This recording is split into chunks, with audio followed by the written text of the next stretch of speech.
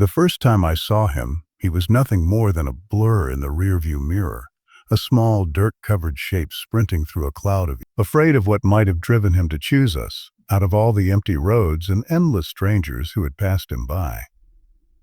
What kind of life makes a dog run like that? What kind of loneliness? The excuses that had been circling in my head began dissolving, one by one, until all that remained was the sight of him staggering beneath the weight of his own determination. His pace had started to falter, barely noticeable at first, a slight wobble in his stride, a deeper dip in his shoulders, but enough to pull something inside my chest tight and movable. By the time my foot pressed down on the brake, there was no logic left, no hesitation. Only the raw, undeniable truth that if I didn't stop now, he wouldn't survive much longer. The tires sighed softly against the asphalt. Dust rose around us in a faint cloud that settled back over the fading road like a tired breath. In the sudden quiet, I could hear the faint, dragging rhythm of his paws against the ground as he struggled to slow down. He didn't collapse, though he was close. Instead, he came to an uneasy stop a few meters behind us. His chest heaved with harsh, uneven breaths, each one trembling through his whole body. For a moment, he just stood there, as if unsure whether he was dreaming. His ears twitched, his legs shook, and the fading sunlight revealed every sharp bone beneath his thin, dusty coat. I opened the car door slowly, aware of how loud even small movements can sound to an animal that has learned the world is cruel. The hinge creaked, a soft, familiar noise to me, but he startled at it, his head lifting sharply, eyes wide and shimmering with fear. Not aggression, not readiness to attack. Just the kind of fear that grows from too many disappointments, too many nights spent learning that nothing stays, nothing stops, nothing comes back. The ground was warm beneath my shoes as I stepped out. Evening light brushed across my skin, turning the entire scene into something almost holy. The quiet road, the softening sky, the trembling dog standing there like a small fractured prayer made visible. I took one slow step forward, then another, careful, gentle, letting him see every movement. His gaze followed me, questioning, cautious. His tail hung low, almost tucked between his legs, but not quite, as if some tiny, stubborn part of him still held on to the hope that maybe. After a few seconds, he leaned forward again, gently, pressing the top of his head against my open palm. His fur felt rough beneath my fingers, tangled with dirt and dust. Heat radiated from his tiny skull, the heat of exhaustion, fear, survival. But as I stroked him gently, something loosened in his posture. His shoulders lowered slightly, his tail, still hanging limp, twitched once in a weak, uncertain attempt at a wag. Not fully formed, not confident, but alive. A flicker of something trying to come back to life. The sky deepened behind us, the last streaks of sunlight melting into a warm gold that painted his fragile frame in soft light. He leaned in closer, pressing his body against my leg with a quiet surrender that felt like trust, or the first fragile spark of it. When I slid a hand along his side, I could feel every rib beneath the thin skin, could feel how little strength remained in him. Someone from the car stepped out behind me, the door clicking shut, and he immediately froze again. His entire body stiffened, breath halting as his eyes darted toward the sound. But when I whispered gently and placed my hand back on his head, he relaxed, just slightly, enough to stay, enough to choose not to run. We walked together toward the car. No leash, no pulling. Just a slow, uneven walk, the kind that felt more like the beginning of a fragile bond than a rescue. When I lifted him gently into my arms, he didn't resist. His body was weightless, all bones and trembling warmth. His heartbeat fluttered against my chest, fast and thin, like a scared sparrow trapped in cupped hands. Inside the car, he curled himself into the smallest shape he could manage, tucking his head under his paws, as if making himself invisible could protect him from whatever fate waited next. But when the engine hummed to life and the car began to move, he lifted his head slowly, just enough to rest it against my leg.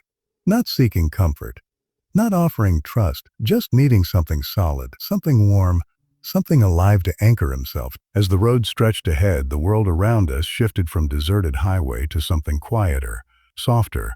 The sky outside the window darkened into shades of deep blue, and his breathing began to slow. I watched him, this fragile creature who had run himself nearly to collapse just for the chance to be near us. And I realized something with a clarity that chilled me. He hadn't chased our car because he wanted anything from us. He chased us because he had nothing else left in the world. And in that quiet, trembling moment, with his head resting weakly against my leg, I knew. Stopping wasn't a choice anymore. It was a responsibility. One he had already placed in our hands long before we understood it. He was begging us not to leave him behind. Bringing him home felt strangely similar to carrying an unanswered question. A quiet uncertainty wrapped in trembling fur and fragile breaths. The drive back was a blur of streetlights and shadows, each passing glow revealing the raw exhaustion etched into his tiny body. He lay curled on the seat beside me, not asleep, not fully awake, existing somewhere between consciousness and collapse. Every few minutes his ribs rose in uneven shivers, and I felt a helplessness that settled deep in my chest. Heavier each time his thin body trembled. The closer we got to home, the more the world around us softened. The city noise faded into the hum of distant traffic, replaced by the gentle whisper of wind weaving through half-open windows. Yet, even inside the safety of the car, he remained curled tight, as if the smallest space could protect him from a world he had learned was unpredictable. He didn't look at me again, not out of distrust, but out of sheer exhaustion, the kind that seeps into a soul after too many days of survival. When we finally pulled into the driveway, the porch light cast a warm halo across the quiet yard. It felt strange, almost wrong, to bring something so bruised and breakable into a place so still, so safe. As I opened the door and bent to lift him again, he stiffened instinctively, a faint tremor running through him. But when my arms wrapped around his frail frame, he didn't resist. He let himself be carried, his head resting lightly against my chest, his breath shaky but warm. Inside, the house felt softer than usual, the air warmer, the walls quieter, as if they understood something fragile had entered their space. I set him down gently on a folded towel near the living room sofa. The moment his paws touched the floor, he froze. His nose twitched, his ears flicked, his eyes scanned every corner with caution carved deep into his bone. Survival had taught him to map rooms quickly, to identify threats, exits, shadows. I moved slowly, speaking softly in words he couldn't understand but tones he might. "It's okay. Jan koi taklif na." The sound of my own voice felt unfamiliar, softer than usual, shaped by the ache sitting in my chest. I poured water into a small bowl and placed it beside him. For a few long seconds he didn't move, but thirst eventually conquered fear. With trembling steps he edged forward and lowered his head to drink. The first sip was hesitant. The second came faster, almost desperate. I realized then that he wasn't drinking. He was remembering how to survive. I brought him a small plate of food, setting it beside the water. He sniffed it, cautious at first, then took a small bite. The moment the taste hit his tongue, his eyes widened, not in joy, but in a quiet, heartbreaking shock. As if the concept of food being freely offered was something foreign to him. His mouth worked faster, small bites turning into hungry gulps until he paused midway, chest heaving from the effort. He looked up at me briefly, not for approval, but out of disbelief. I turned away, blinking tears I didn't expect. It's strange how watching someone else survive can break you open. Later, when the house settled into the stillness of night, I set another blanket down beside the sofa and sat near him. The shadows on the wall swayed gently as the ceiling fan turned, and the soft glow of a nearby lamp painted everything in warm gold. He watched the walls as if expecting them to collapse. His ears flicked at every small sound. The distant bark of a dog outside, the faint creak of wood beneath us, the hum of the fridge. When I reached out a hand, he didn't move away this time. Not closer, not further, just still, caught between an instinct and yearning. When my fingers brushed his head, he closed his eyes for a moment, as if relearning the feeling of being touched without pain. A soft whine escaped him, barely audible, the sound of something inside him loosening for the first time in a long while. Eventually, exhaustion won. His small body curled into a tight ball, nose tucked under his tail, legs drawn close to his chest as if protecting the last pieces of himself. I switched off the lamp and leaned back against the sofa, unable to walk away. Something about leaving him alone on his first night felt wrong, like abandoning someone halfway across a broken bridge. Minutes stretched, then maybe an hour. I wasn't sure when I dozed off, but I remember waking to the faintest touch, a weight against my foot. Not heavy, not confident, just a hesitant warmth. as if he had moved closer only after wrestling with every memory telling him not to trust. I looked down and found him pressed lightly against me, his back touching my foot, his small shape trembling even in sleep. This wasn't comfort-seeking. This wasn't bonding. This was need. Raw, instinctive need for closeness, for warmth, for presence. Something inside my chest cracked open, the kind of emotion that rises without permission. I lowered my hand again, letting my fingers rest gently on his back. His breathing shifted, slow, then steady, then peaceful, a rhythm I hadn't heard from him before. The night moved gently around us. The soft hum of the fan, the distant cricket song outside, the warm hush of a house protecting its newest heartbeat. He slept curled against me, and I stayed awake for a long time, watching the rise and fall of his fragile chest. I realized then that trust doesn't arrive all at once. It comes in small movements, a step closer, a shared breath, the weight of a tired body leaning into yours when the world finally stops hurting. And somewhere in the quiet of that first night, he wasn't just a stray we had rescued. He was a story unfolding. A fragile soul deciding, inch by inch, to believe in something again. A creature learning for the first time in a long while that safety was no longer a memory. It was a place, a home. And as dawn began to soften the edges of the night, I knew one thing with absolute clarity. His journey wasn't ending. It was just beginning, right there, curled against my foot, choosing faith in the smallest, bravest way he knew how. Rain began tapping against the windows long before midnight, soft at first, then growing heavier, as if the sky was finally letting go of something it had been holding back all day. The house was quiet, that unusual, careful kind of quiet that only happens when everyone inside is alert, listening, waiting. We had given the little German shepherd puppy food, water, a warm towel, and a corner of the living room, but he still refused to lie down. He stood there, small and trembling, staring at the doorway as if expecting someone to come for him or take him back. When thunder rumbled, he flinched so sharply that the metal tag on the borrowed collar jingled. Not a normal flinch, the kind born from a memory, not a sound. His paws shifted, his breathing quickened, and his eyes locked onto mine with a kind of raw fear I wasn't prepared for, like he was silently asking, "Am I safe here?" Even now, I crouched slowly, not saying anything. Words would have felt too small anyway. He sniffed the air, hesitated, then took a shaky step toward me, then another, until his head reached my knee. But even then he didn't sit, he didn't relax. His muscles held firm, like he believed any softness might be punished. My sister sat on the couch, blanket over her shoulders, watching him with soft eyes. "Why won't he rest?" she whispered. Maybe he never learned how," I answered, surprising myself with how heavy the words sounded. The rain intensified, hammering the windows in a sudden downpour that made the puppy whip around, body tensed, ears flat. He scanned the shadows, tail tucked so tightly it nearly disappeared. The way he moved, it was the movement of a pup who spent too many nights alone, outside, unprotected. A pup who didn't sleep unless exhaustion forced him to. I slid my hand slowly across the floor toward him, palm open, not touching him, just offering. He looked at it for a long time, so long in fact that I could hear my own heartbeat in the silence. Then finally, he nudged his nose against my fingers, but that simple touch broke something in him. His breathing changed, hitching slightly, almost like a quiet sob that animals give when relief feels foreign. His legs wobbled, and he sat down abruptly, leaning his small weight against my arm with a kind of trust that felt both fragile and overwhelming. My mother appeared in the doorway, her expression softening when she saw him against me. "He's exhausted," she murmured. "He's scared," I corrected. "He's so scared he won't allow himself to lie down," she nodded slowly. "Then let him lean on you until he feels safe." So I stayed there, no sudden movements, no coaxing, just presence.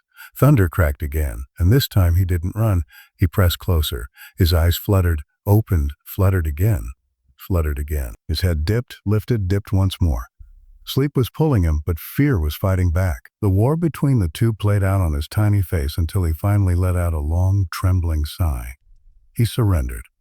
His body sagged, like every muscle he'd kept locked for days finally loosened. He slid sideways onto my lap, head resting on my thigh, paws tucked beneath him in a posture that looked instinctive, defensive, yet this time peaceful. My sister whispered, "Is he sleeping?" "Yeah," I whispered back, for the first time maybe in a long time. But then something happened, something I didn't expect. Even in sleep, he whimpered. Soft, broken little sounds as his paws twitched. His face tightened as if he were dreaming of running, or hiding, or losing something again. Instinctively, I placed my hand on his back, slow, steady, the way you'd comfort a frightened child. His breath steadied almost immediately. The tension in his legs eased. The sad whimpers faded into tiny sighs. His tail, still thin, still too light for his body, gave one small, barely there wag. My chest tightened, not in sadness this time, but in something deeper, something protective. The room warmed. The storm softened. The smell of rain drifted through the window my father cracked open to let in fresh air. And there we were, 3 humans and 1 small, exhausted puppy, gathered quietly around a moment that felt almost sacred. My mother draped a soft blanket partly over him, careful not to disturb him. He trusts you, she said quietly. He's trying, I said. That's all him. We just watched him sleep. It felt wrong to look away. Minutes stretched. The storm moved farther into the distance. The house settled into a hush. Not tense, not watching for danger hush, but peaceful hush. Even the shadows in the corners seemed softer. After a while, my sister whispered, he followed our car, all that way, because he wanted this. I nodded, brushing a finger gently along his back. No, I murmured. Not this. He wanted someone. He shifted slightly in his sleep, nose nudging into my legs, seeking warmth. His breath came out in a tiny huff, the first comfortable sound I'd heard from him since we met. I don't know why that moment struck so hard. Maybe because something in him reflected something in me, a need to belong, to feel safe without earning it through suffering. Or maybe because of how small he looked, wrapped in trust he had fought so hard to give. Whatever it was, the truth settled in my chest quietly, like the final note of a fading lullaby. He wasn't just a dog we rescued. He was a soul that had chosen us. And that night, for the first time in what felt like his entire little life, he finally slept. The morning after the storm felt almost unreal, as if the house had been washed clean from the inside out. Light seeped in through the curtains in thin golden ribbons, warming the wooden floorboards, and turning the quiet room into something that resembled a soft memory more than a real place. He lay curled near the foot of the sofa, his breathing slow, his tiny ribs rising and falling under the faint glow. For a long minute I just stood there, unsure whether to move closer or let him continue dreaming. Something about the stillness felt sacred. The kind of moment you don't interrupt, only witness. He stirred before I could decide. A small sound escaped him, half whimper, half sea, the kind that hinted at dreams shaped from old fears. His paws twitched, eyes flickering behind his lids, and for a second I wondered if he was reliving the night on the road, the darkness, the loneliness, the endless hope that someone would finally stop.